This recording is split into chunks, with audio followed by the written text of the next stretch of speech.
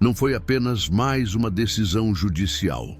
Foi um choque, um corte abrupto na narrativa construída por aqueles que até ontem pareciam controlar a história.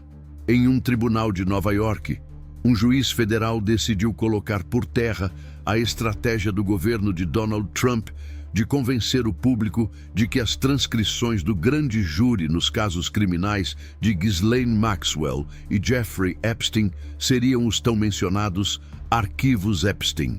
Não era apenas uma negativa, era um recado. Um ato calculado que, em suas primeiras linhas, deixava claro que ele não aceitaria ser peça de um teatro em que a verdade é moldada conforme a conveniência do poder. Imagine a cena. No interior da sala, onde cada palavra registrada poderá ecoar por décadas, o juiz Paul Engelmayer inicia sua ordem não com protocolos, mas com um posicionamento firme, quase como quem desfere um golpe antes mesmo do embate começar. Ele descreve, com precisão e sem suavizar, quem realmente é Ghislaine Maxwell. Não há espaço para tergiversações ou para o mito cuidadosamente alimentado por vozes dispostas a reescrever o passado. Aqui, ela não é apresentada como coadjuvante inocente, mas como figura central de um esquema de exploração e destruição de vidas. Por que começar dessa forma? Por que não se limitar ao aspecto técnico da decisão, como tantos magistrados preferem fazer? Talvez porque Engelmayer tenha percebido que antes de decidir sobre o destino de documentos, era preciso decidir sobre a própria narrativa. Era preciso arrancar a máscara que parte da opinião pública havia colocado sobre Maxwell. E ao fazê-lo, ele enviou um sinal que vai muito além dos muros daquele tribunal. Este caso não será lembrado pela distorção conveniente, mas pelo que realmente foi. Enquanto lia o início de sua decisão, não era difícil imaginar a reação daqueles que esperavam ver Maxwell descrita como uma figura secundária, uma espécie de satélite que girava em torno do poder magnético e sombrio de Epstein. Em vez disso, o juiz recuperou, ponto a ponto, o histórico das acusações e das provas, como se estivesse reconstruindo o mapa de um crime cujos contornos não podem mais ser apagados. Ele lembrou que um grande júri, em junho de 2020, apresentou 6 acusações formais contra ela: conspiração para atrair menores a atos sexuais ilegais, transporte de menores para atividades sexuais ilícitas, tráfico sexual, além de perjúrio. Não eram acusações vagas. Eram acusações sustentadas por depoimentos, evidências físicas e registros que resistem a qualquer tentativa de relativização. Mas há algo ainda mais instigante. Ao relembrar esses detalhes, Engelmayer não estava apenas enumerando crimes. Ele estava, de certo modo, prestando uma homenagem àqueles que tiveram coragem de falar. Mulheres que, ainda na adolescência, foram envolvidas em um ciclo de manipulação e violência. Elas não são mencionadas como estatísticas, mas como presenças vivas no registro oficial do caso, protegidas por pseudônimos, mas presentes o suficiente para que o impacto de suas histórias atravessasse a barreira da linguagem jurídica. E aqui surge a primeira tensão que a decisão expõe. De um lado, a pressão política para enquadrar a história dentro de uma versão aceitável para determinados interesses. De outro, a insistência do magistrado em reafirmar os fatos como eles se apresentam nas provas e nos testemunhos. Essa tensão não é apenas sobre o que será divulgado, mas sobre como a própria memória coletiva será construída. Quem vai determinar a lembrança que ficará para as próximas gerações? Enquanto isso, fora do tribunal, a batalha por corações e mentes segue com intensidade. Há quem trabalhe para reconstruir a imagem de Maxwell, transformando-a de cúmplice ativa em vítima circunstancial. E há quem veja nessa reconstrução não apenas um erro, mas uma violência renovada contra aquelas que já tiveram sua dignidade dilacerada. Ao antecipar essa disputa e desarmá-la logo no início de sua decisão, Engelmayer mostrou que estava ciente de que não julgava apenas um pedido formal, mas também a forma como a verdade seria lembrada e repetida. Um movimento calculado pelo juiz, mas que atinge o espectador muito além do aspecto jurídico. Ele desmonta, peça por peça, o retrato que alguns tentaram pintar de Ghislaine Maxwell como uma mulher acuada pelas circunstâncias, alguém empurrada para a escuridão por forças que não podia controlar. A decisão mergulha no contrário. Maxwell não foi um acidente de percurso, mas um elemento ativo, consciente e estratégico em um esquema que se prolongou por anos, atingindo vidas que jamais voltarão a ser as mesmas. Quando se lê a forma como o magistrado expõe isso, é inevitável pensar no quanto, em nossas próprias vidas, já nos deparamos com narrativas reescritas para favorecer quem tem poder. Quem nunca presenciou uma situação em que o responsável por um dano conseguiu inverter a lógica, aparecendo como vítima? Essa distorção, tão comum em ambientes corporativos, familiares ou políticos, ganha proporções devastadoras quando aplicada a crimes que envolvem o corpo, a inocência e o futuro de jovens. Engelmayer faz um trabalho quase cirúrgico. Coloca luz em cada detalhe que evidencia o papel de Maxwell. Ele cita datas, acusações e a sequência de eventos que constrói uma linha do tempo difícil de contestar. E essa linha do tempo não está ali para ser mero registro. Ela cumpre uma função de memória e memória. Aqui não é apenas um arquivo guardado, mas um ato de resistência. Em 2025, vivemos um tempo em que a memória é constantemente disputada, redesenhada, suavizada. Notícias antigas são reinterpretadas de acordo com os interesses do momento, e muitos aceitam essas novas versões porque são mais confortáveis que a verdade. Para quem está entre os 30 e os 65 anos ou mais, esse fenômeno não é novidade. Talvez você se lembre de eventos de décadas passadas que na época pareciam claros como água, mas que hoje são revisitados com novas camadas de opinião e fatos alternativos. É assim que a história é manipulada. Primeiro distorce-se a narrativa, depois questiona-se a memória coletiva e, por fim, instala-se a dúvida. E a dúvida, nesse contexto, não é uma ferramenta de investigação, mas de enfraquecimento da verdade. No caso Maxwell, essa tentativa de revisionismo não é apenas uma questão de imagem pessoal. É uma estratégia que, se vitoriosa, altera a percepção pública sobre o próprio alcance da rede de Epstein. É como se, ao retirar a responsabilidade dela, se enfraquecesse também a gravidade de todo o esquema. E isso não é trivial. É um golpe contra as vítimas e um recado perigoso para outros casos semelhantes. Basta ter aliados influentes, narrativas bem construídas e canais de comunicação dispostos a repetir uma história conveniente para que a responsabilidade se dilua. O juiz, porém, não embarca nesse jogo. Sua decisão não apenas recorda os crimes, ela lembra que esses crimes tiveram vítimas reais, com nomes e histórias que continuam a reverberar anos depois. E esse ponto ressoa com qualquer pessoa que já tenha passado por uma situação de injustiça em que a própria dor foi minimizada. Pense na sensação de ver alguém que te prejudicou ser celebrado ou defendido como se fosse injustiçado. Multiplique essa indignação por 1000 e talvez você chegue perto do que essas vítimas sentem ao verem Maxwell ser apresentada como frágil e digna de compaixão. Em um tempo em que as redes sociais amplificam versões distorcidas, o que o juiz faz é quase um ato de contracorrente. Ele reafirma o peso das provas, a solidez dos depoimentos e a importância de respeitar o processo que levou à condenação. Ao fazer isso, ele envia uma mensagem não apenas ao público, mas também a outros magistrados, advogados e jornalistas. Resistir à reescrita dos fatos é uma forma de proteger não apenas a verdade, mas a própria confiança no sistema de justiça.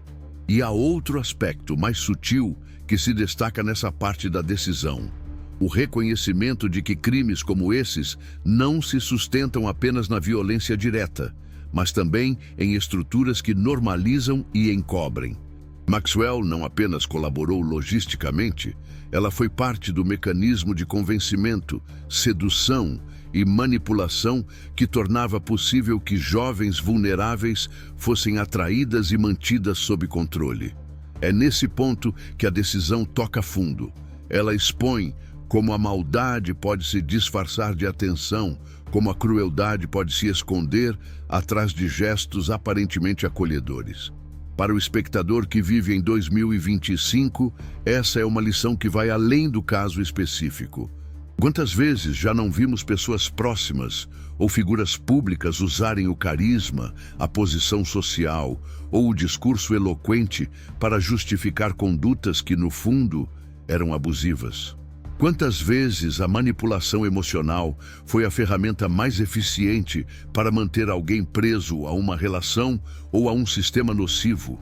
Ao detalhar o papel ativo de Maxwell, o juiz também nos lembra de estar atentos a essas dinâmicas, mesmo nas situações aparentemente banais do cotidiano.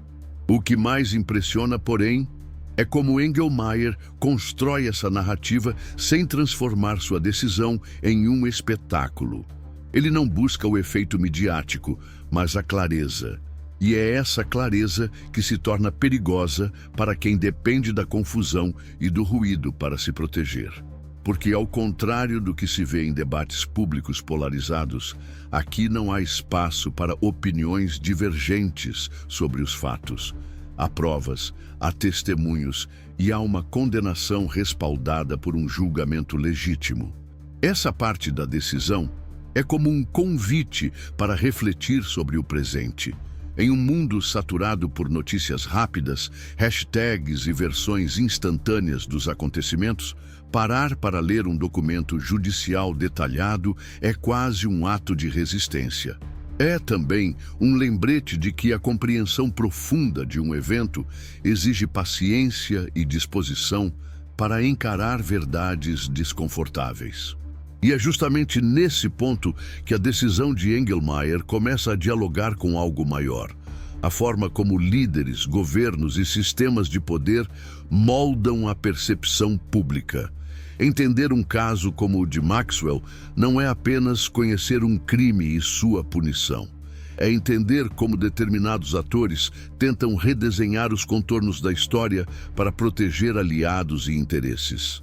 E para compreender isso, é preciso observar padrões, reconhecer estratégias e identificar as contradições que movem essas figuras.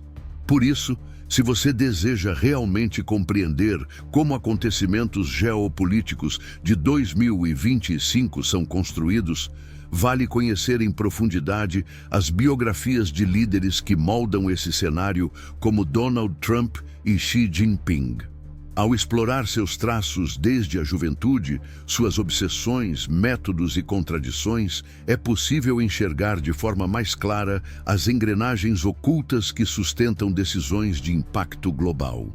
Esse é justamente o propósito do e-book especial sobre essas biografias, que oferece uma leitura didática e reveladora para quem busca mais do que notícias de superfície. O e-book está disponível no comentário fixado. O tribunal estava em silêncio quando o juiz começou a entrar no ponto da decisão. A natureza do material que o governo queria fazer crer que era o centro de tudo. Ele folheou as páginas diante de si como quem já conhece cada detalhe do que está prestes a revelar. Não havia ansiedade em sua postura, mas uma certeza desconfortável para quem esperava outro desfecho. As transcrições do grande júri, aquelas que alguns tentavam vender como os arquivos Epstein, eram, na realidade, um conjunto de depoimentos resumidos de apenas 2 dias. Testemunhos restritos a agentes da lei relatando crimes já conhecidos, já expostos publicamente, já debatidos nos tribunais. Onde estava então o conteúdo explosivo que justificaria toda essa encenação? Não estava ali. E talvez nunca tenha estado. A sala parecia mais pesada quando ele explicou que todo o aparato político e jurídico montado para forçar a divulgação daquele material estava, na verdade, mirando no alvo errado. Isso levanta uma questão incômoda. Por que investir tanto esforço para libertar documentos que pouco acrescentam ao que o público já sabe? É possível que a resposta não esteja no que está contido nessas páginas, mas no que elas ajudam a esconder. Se a atenção se fixa nas transcrições, o olhar se afasta do que realmente importa, as centenas de gigabytes de arquivos que continuam sob sigilo, os registros, imagens e listas que permanecem guardados longe da luz. O juiz, com a precisão de quem mede cada palavra, indicou que a própria insistência em tratar as transcrições como os arquivos era uma forma de manipular a narrativa. É como se alguém distraísse a plateia com uma caixa de madeira, enquanto o verdadeiro conteúdo estivesse trancado em um cofre no fundo da sala. Quem controla o foco, controla a percepção. E no mundo de 2025, onde a informação circula mais rápido do que a capacidade de processá-la, a escolha de onde mirar pode ser tão poderosa quanto a própria verdade.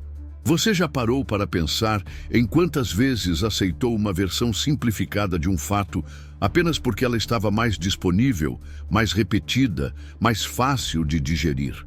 À medida que seguia, Engelmayer desmontava também o argumento de que havia circunstâncias especiais que justificariam romper o sigilo legal.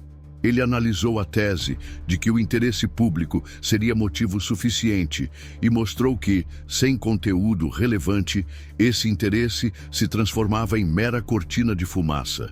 Interessante como a expressão interesse público pode ser moldada para servir a propósitos tão distintos. Quem decide o que é de interesse da população? E mais, quem se beneficia quando esse conceito é usado como senha para abrir portas seletivas, deixando outras trancadas? No corpo da decisão, havia passagens que, mesmo escritas no tom técnico de um documento judicial, carregavam uma carga quase pessoal. Era como se o juiz estivesse avisando: não me incluam em um jogo de cena. Ele não queria ser peça de propaganda, não queria que sua assinatura fosse usada para reforçar uma versão distorcida dos fatos. Essa resistência é rara em tempos em que muitas figuras públicas aceitam ser moldadas pelo discurso predominante. E talvez seja exatamente essa resistência que desperte reações tão intensas, tanto de apoio quanto de repúdio. Há algo de profundamente atual nessa postura. Em uma época em que líderes políticos, empresas e até pessoas comuns aprendem a manipular as percepções com imagens editadas, declarações e narrativas fabricadas, encontrar alguém disposto a confrontar essa lógica se torna quase um ato de insubordinação. Não é confortável para quem se acostumou a decidir quais verdades serão contadas. Já pensou como seria se em cada área da vida alguém pudesse intervir para impedir que versões convenientes se tornassem verdades absolutas? Enquanto lia-se o trecho em que ele descreve a simplicidade do conteúdo das transcrições, era impossível não sentir a ironia. Todo o barulho político e midiático girava em torno de documentos que, em essência, não passavam de registros administrativos de depoimentos resumidos. O valor informativo era limitado, quase trivial diante da magnitude das acusações e das provas já conhecidas. E, no entanto, o peso simbólico que estavam tentando atribuir a eles era enorme. Isso nos leva a um paradoxo que vai muito além deste caso. Por que tantas vezes somos levados a acreditar que algo é valioso apenas porque nos dizem repetidamente que é? Ao longo do texto, o juiz também apontou a incoerência de autoridades que, em outros momentos, prometeram transparência absoluta. Comunicados oficiais, coletivas de imprensa e declarações solenes asseguraram que nenhum documento ficaria oculto, que cada prova seria exposta, que nada ficaria sem explicação. E ainda assim, o que permanece trancado é justamente o que poderia oferecer respostas mais completas. Não soa familiar? Quantas vezes no noticiário ou até em situações do nosso dia a dia, promessas públicas se desfazem no silêncio estratégico de quem prefere que certas portas permaneçam fechadas. Em certo ponto, a leitura da decisão deixa de ser apenas sobre Maxwell ou Epstein. Ela se transforma em um retrato da forma como a informação é controlada, modulada e muitas vezes dosada para caber em estratégias específicas. Essa prática não se limita a casos criminais de alto perfil. Está presente na política, na economia, na gestão corporativa e até nas relações pessoais. Quem define o que você sabe, também define a margem que você tem para decidir. E se controlar o que você sabe é possível, controlar como você pensa se torna apenas uma consequência lógica. O juiz não precisou gritar para que sua mensagem fosse clara. O verdadeiro material de interesse público não está nas transcrições que queriam que ele liberasse. Está nos arquivos que ainda não vieram à tona. E esse ponto muda tudo. Se a discussão gira em torno do que não tem valor real, o que acontece com o que tem continua escondido. Essa inversão de foco é mais do que um truque. É uma estratégia. E estratégias, quando bem executadas, raramente são acidentais. A cada página ficava mais evidente que a recusa do magistrado não era um ato de teimosia. Era uma defesa do próprio sentido de transparência. Porque se tudo pode ser chamado de transparência, mesmo aquilo que nada revela, então a palavra perde o significado.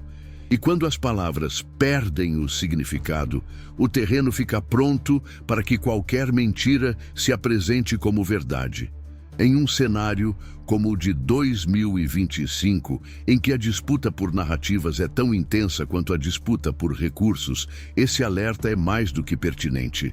Se você chegou até aqui, é porque entende que este tipo de reflexão não se encerra quando o vídeo termina. Então, se inscreva no canal, curta este conteúdo e compartilhe suas ideias nos comentários. Sua voz ajuda a ampliar o alcance dessa conversa e a manter viva a busca por respostas que realmente importam. Havia um ar de desafio no modo como o juiz inclinou levemente a cabeça antes de avançar para o próximo ponto de sua decisão. Ele parecia saber que dali em diante mexeria em feridas que muitos prefeririam deixar cobertas, não por falta de curiosidade, mas por medo do que poderia sair à luz. Não se tratava mais de examinar papéis ou refutar argumentos frágeis. Era o momento de confrontar uma lógica que, de tão repetida, já se tornara quase natural. A de que a verdade pode ser entregue em doses medidas, como um medicamento controlado por mãos que decidem quem merece saber e quem não merece. Mas o que acontece quando essa lógica se impõe ao próprio sentido de justiça? A voz dele, captada nos registros, não oscilava. Ele expunha que o debate criado em torno das transcrições tinha servido a um propósito claro: manter a atenção longe de um acervo mais volumoso e comprometedores. Isso soaria conspiratório se não estivesse amparado por evidências e pela sucessão de gestos que, ao longo dos anos, formaram um padrão. Será que não é assim também fora dos tribunais, quando a atenção coletiva é guiada para um tema, enquanto o outro é deixado à sombra? Ao descrever as manobras processuais e os discursos públicos que acompanharam esse caso, o juiz desenhava um cenário onde cada ato parecia calculado para reforçar a narrativa oficial. Não era só o que se dizia, mas o que se repetia à exaustão até que o eco se confundisse com fato. E, nesse ponto, sua fala ganhava uma tensão quase palpável. Se a confiança da população é construída com base em informações que não revelam o todo, qual é o tamanho da fenda aberta na credibilidade das instituições? As palavras se sucediam como se cada uma fosse uma chave, abrindo fechaduras diferentes de uma porta que ninguém admite existir. Ele citava os compromissos públicos assumidos pelas autoridades de disponibilizar todos os materiais relevantes e a realidade concreta de que o essencial permanece trancado. Isso criava um contraste que não precisava de adjetivos. Bastava a discrepância entre promessa e ato. E aqui surgia uma contradição incômoda. Se a intenção era realmente ser transparente, por que insistir naquilo que pouco acrescenta e resistir ao que poderia mudar a percepção coletiva? Em meio a essa exposição, surgia um incômodo. Quantas vezes no dia a dia nos contentamos com a versão que nos é oferecida sem buscar o que está por trás? Quantas vezes aceitamos a superfície porque ir além significa lidar com uma realidade que talvez não queiramos encarar? O juiz parecia não apenas narrar um caso, mas tocar em um padrão de comportamento humano que se repete na política, nos negócios e até na vida pessoal. O ritmo da leitura aumentava à medida que ele explicava que não bastava negar um pedido. Era preciso explicar por que o pedido em si estava mal direcionado. A clareza desse raciocínio se tornava quase desconfortável para quem esperava uma decisão ambígua, dessas que permitem interpretações convenientes. Não havia espaço para duplo sentido. O que ele dizia era direto. O material que queriam liberar não contém o que afirmam conter, e insistir nisso apenas perpetua uma falsa impressão.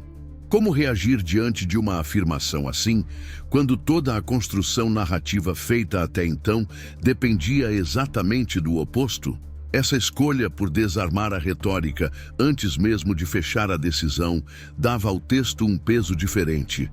Era como se o juiz tivesse decidido não apenas resolver uma disputa processual, mas também interromper um jogo que vinha sendo jogado longe do alcance da maioria. E nesse gesto havia algo de paradoxal. Ao mesmo tempo em que ele cumpria a função técnica do cargo, assumia um papel que poucos esperam de um magistrado, o de expor a engrenagem que move o enredo fora da sala de audiências. Enquanto avançava, ele tocava em algo que raramente aparece nas discussões formais: o efeito que essas disputas têm sobre aqueles que nunca pisaram em um tribunal, mas que são impactados por suas consequências. Como confiar em promessas de transparência quando a prática mostra o contrário? Como diferenciar a justificativa legítima da conveniência política?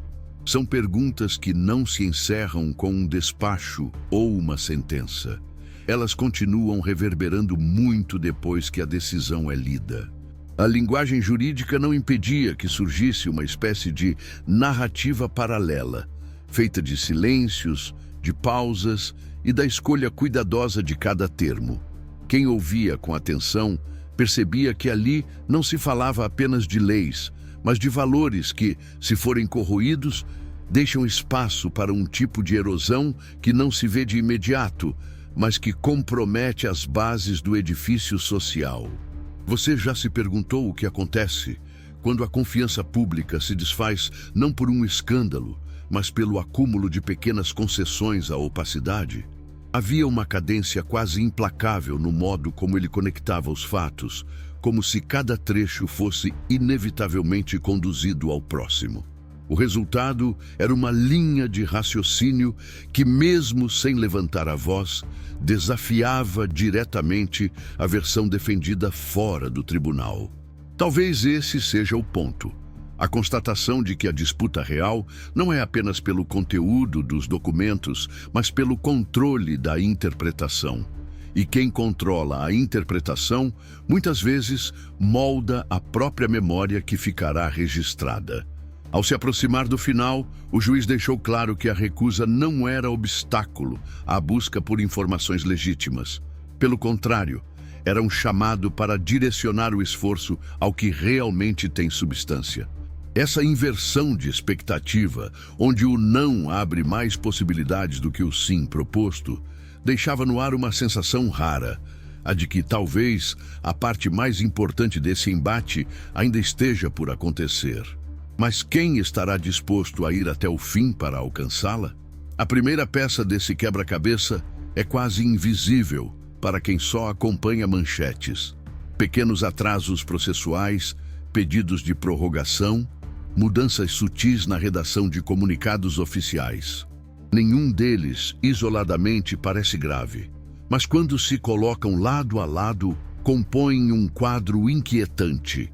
É como observar uma fotografia antiga em que, aos poucos, começam a se destacar uma sombra mal explicada no canto, um rosto que não deveria estar ali. O juiz apontou que, paralelamente à disputa judicial, circulavam versões extraoficiais do caso em círculos fechados. Não eram rumores comuns, desses que surgem em qualquer situação polêmica. Eram relatos estruturados, com nomes, datas e locais, mas sem provas que pudessem ser apresentadas publicamente. Um material suficiente para manter viva a sensação de que havia muito mais sob a superfície. Aqui, vale parar por um instante e pensar: quantas histórias importantes na nossa própria vida chegam até nós de forma fragmentada, deixando a impressão de que o todo jamais será revelado. O mais perturbador é que essa estratégia de fragmentar a informação não é nova. Ela já foi usada em investigações corporativas, em escândalos políticos, até em disputas familiares envolvendo heranças e propriedades. Mantém-se o bastante para gerar interesse e alimentar debates, mas nunca o suficiente para permitir uma conclusão definitiva. E no caso que estava diante do tribunal, esse método parecia calculado para impedir que a narrativa saísse do controle de quem a administrava. Havia também um elemento curioso: a movimentação de personagens periféricos ao caso, pessoas que não ocupavam posições de destaque nas manchetes, mas que apareciam em registros de viagens, em listas de convidados para eventos fechados e em correspondências internas. Figuras que, à primeira vista, não teriam ligação com crimes sexuais, mas que circulavam nos mesmos ambientes. Seriam apenas coincidências sociais ou parte de um ecossistema mais amplo, onde alianças e favores cruzam fronteiras éticas? Nesse ponto, a decisão do juiz se tornava quase um mapa para quem quisesse investigar além do que estava no processo. Ele deixava pistas sobre onde procurar, não no sentido literal, mas na forma como conectava eventos aparentemente distantes. Essa habilidade de criar pontes entre fatos dispersos é o que transforma uma narrativa jurídica em algo que pode mudar a percepção pública. Porque, ao contrário de um comunicado seco, ela convida o leitor a pensar, a questionar, a juntar peças. E quando se começa a juntar peças, surgem contradições que não podem ser ignoradas. Por exemplo, declarações de porta-vozes que, com poucos meses de diferença, se anulam mutuamente. Documentos que, antes classificados como irrelevantes, de repente são tratados como centrais. Testemunhas que aparecem para reforçar uma versão e depois desaparecem do radar, sem explicação plausível. Esses movimentos, mais do que qualquer discurso, contam uma história de bastidores que não se vê nas transmissões oficiais. A leitura desse cenário nos leva a uma reflexão incômoda. Será que a verdade completa, nesse e em tantos outros casos, é de fato um objetivo real para aqueles que têm o poder de revelá-la? Ou ela é apenas um recurso a ser usado quando serve a um propósito maior? É uma pergunta difícil, porque implica admitir que a transparência muitas vezes é tratada como moeda de troca. Enquanto essa questão pairava, o juiz introduzia um aspecto que poucos esperavam: o impacto econômico e político da manutenção desse sigilo. Grandes interesses financeiros orbitavam ao redor das figuras centrais do caso, e a exposição total dos arquivos poderia criar efeitos em cadeia. Contratos, parcerias, investimentos, tudo isso poderia ser atingido de forma imprevisível. E, como em qualquer sistema onde dinheiro e poder se entrelaçam, o risco não era apenas jurídico, era existencial para certos grupos. O juiz, ao expor isso, parecia não apenas relatar fatos, mas tentar quebrar o ciclo. Era como se dissesse, sem usar essas palavras, olhem além do que estão mostrando a vocês. E essa é uma mensagem poderosa, porque desloca a responsabilidade também para o público. Afinal, quantos estão dispostos a olhar para o que não está nas manchetes, para o que não é empacotado em frases curtas e fáceis de compartilhar? Ninguém esperava que fosse ali, no meio de um documento formal, que surgiria a faísca capaz de virar o tabuleiro. O juiz interrompeu a cadência previsível das páginas e lançou uma observação que, à primeira vista, parecia apenas um detalhe técnico. Mas não era. Ele mencionou nomes e cargos que nunca tinham aparecido na cobertura mais superficial. Figuras que não estavam sentadas no centro da arena, mas cujos passos haviam se cruzado com os acontecimentos de maneiras sutis, quase invisíveis. O ar na sala pareceu mudar. Quem conhecia o peso dessas conexões sabia que aquilo não era um deslize retórico, mas uma escolha calculada. E essa escolha colocava em xeque a segurança de todo um enredo. Se essas pessoas, mantidas discretamente na periferia da narrativa, fossem examinadas com o mesmo rigor que Maxwell e Epstein, quantos fios ainda estariam por ser puxados? Ele não ofereceu respostas prontas. Apenas deixou as peças sobre a mesa e esperou que o eco fizesse seu trabalho. Havia algo de provocador nessa postura, como se dissesse ao leitor mais atento: procure você mesmo, veja onde essas pistas levam. E essa provocação era desconfortável, porque obriga a admitir que por muito tempo olhamos apenas para onde nos apontavam. Quantas histórias passam diante de nós sem que percebamos que os protagonistas estão, muitas vezes, fora de cena? O documento seguia, e a cada parágrafo surgiam pequenas fraturas no discurso oficial que vinha sendo sustentado até então. Não eram explosões evidentes, mas fissuras que, ao se acumularem, revelavam uma fragilidade maior.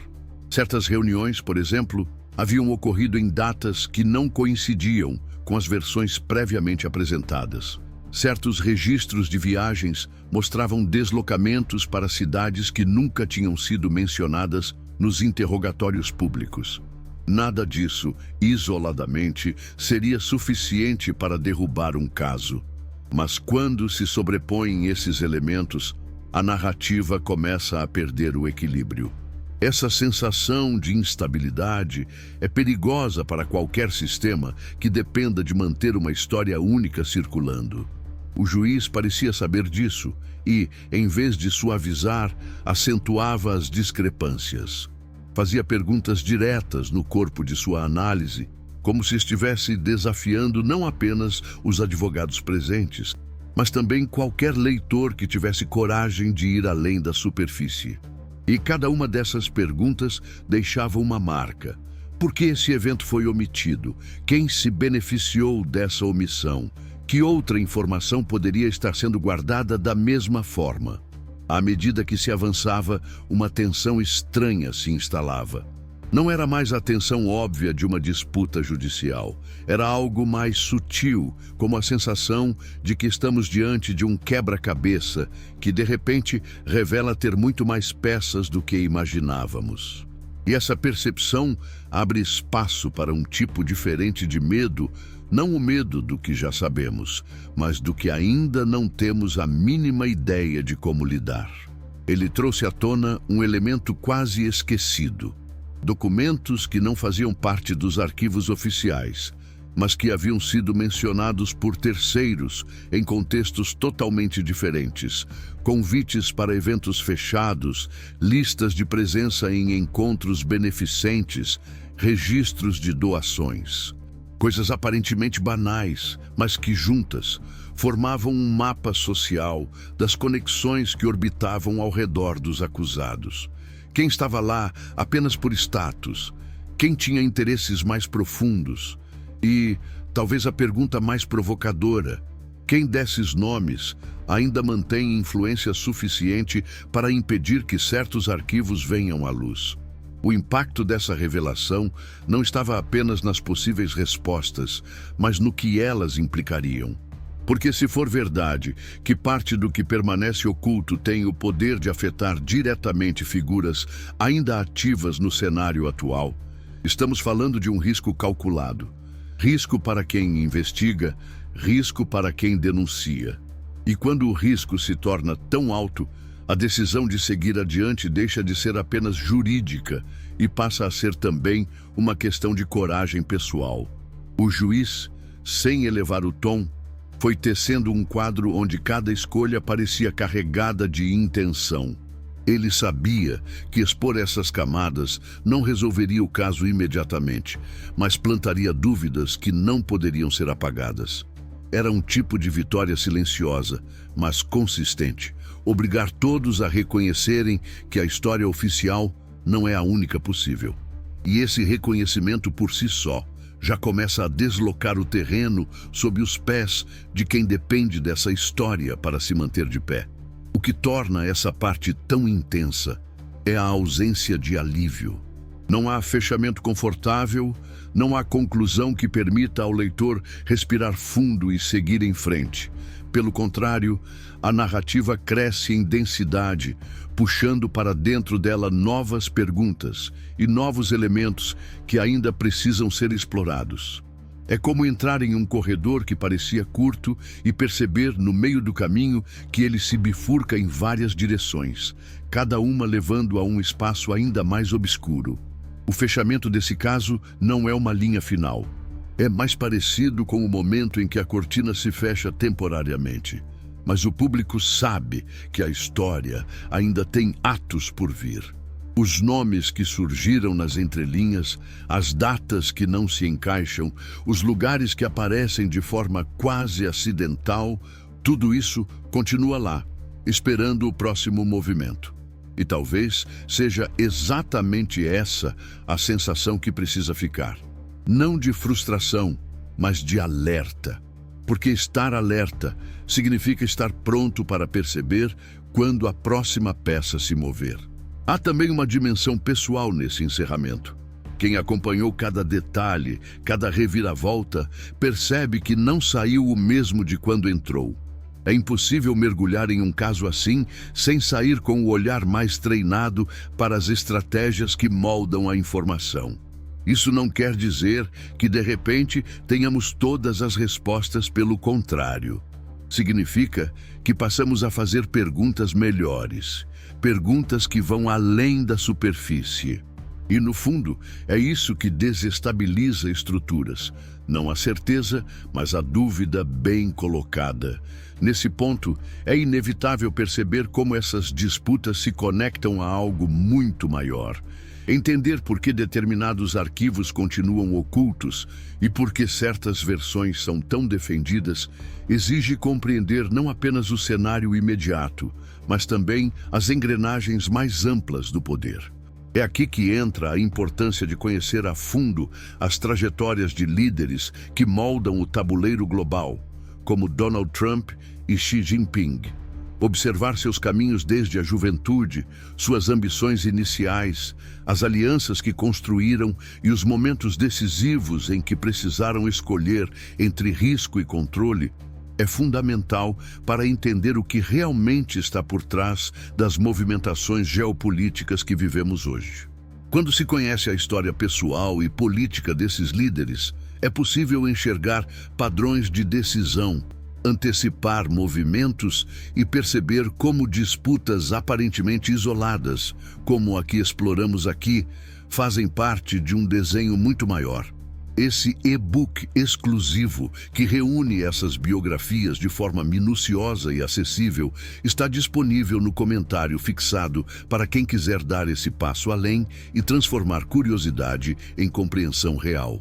Agora, ao encerrar este vídeo, quero falar com você de forma direta.